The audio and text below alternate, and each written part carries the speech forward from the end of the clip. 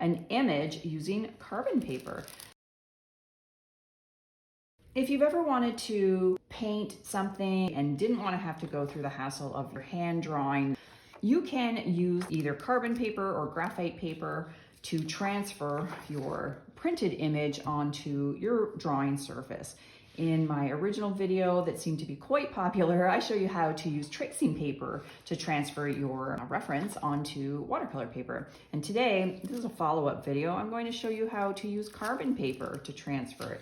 And this way, in using carbon paper, you only have to do the transfer once. You don't have to do the drawing on both sides. So I'm using this awesome kit that I got from Amazon, and I will have both American and Canadian links in the description below, so check that out. In this kit, it comes with 250 sheets of carbon paper, and it came with this really practical burnishing toolkit. So this is the tool that you will be using to actually depress the image and put the pressure on the nib and transfer it onto the paper. So carbon paper is a little bit different than graphite paper, which we've probably seen before.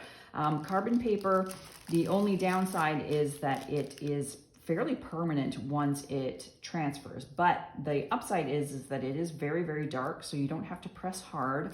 And the main difference here is that it tends to be a little bit cheaper. So the trick here is to just take a moment to recognize which side is the carbon and which side is the non-transfer side. So as you can see, this side of the paper is quite black. This is the side that contains the carbon. If we look at the reverse side, it's a pale kind of felted gray. That one is no good. It's not going to have any carbon. It won't do the transfer. So what you have to make sure is happening is that the carbon side is making contact with the paper surface that you are using. And I would recommend just taking a little bit of tape and taping that down so that it's nice and secure and that it doesn't move during the transfer process. So, and just tape this down.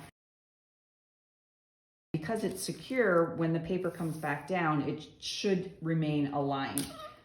Of course, if you want it extra secure, you can tape it all the way around.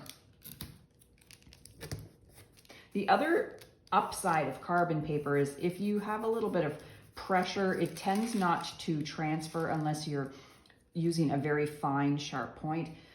With graphite paper, even just that a little bit of pressure with your hand will transfer patches of the graphite paper. So this is, with the carbon paper, a cleaner way to go, but just keep in mind you won't be able to erase afterwards. So once this is secure, I then secure my image. So just taking some tape.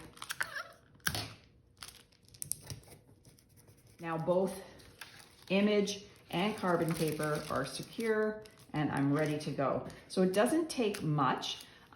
With this particular set, this transfer tool, it's called a burnishing tool, and it has both a larger ball on the end and then a finer one. I think for the fine lines that I'll be using with this little chipmunk here, I'm going to want the finer nib. So what I want to be doing, I'm right-handed, so I tend to like to start on the upper left-hand side. You're only going to need to go over the line once, and you're just going to have to trust the process. Now for fluffy, hairy lines, instead of just taking a smooth, straight line, I want to make sure that I'm actually doing these little fluffy hairs here. Let's take a little bit of a peek. You can see just how dark that is. So I'm barely pressing on this, like I'm using a very, very light pressure. So I'm going to show you an even lighter pressure to see if that makes a little bit of a difference.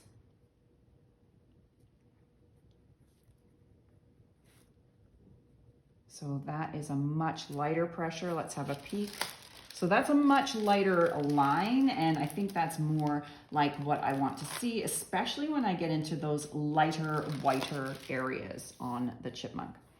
Now, the only thing with this practice is that you can't necessarily see the areas that you've gone over. So the cool thing about this particular kit is that it also came with a package of tracing paper.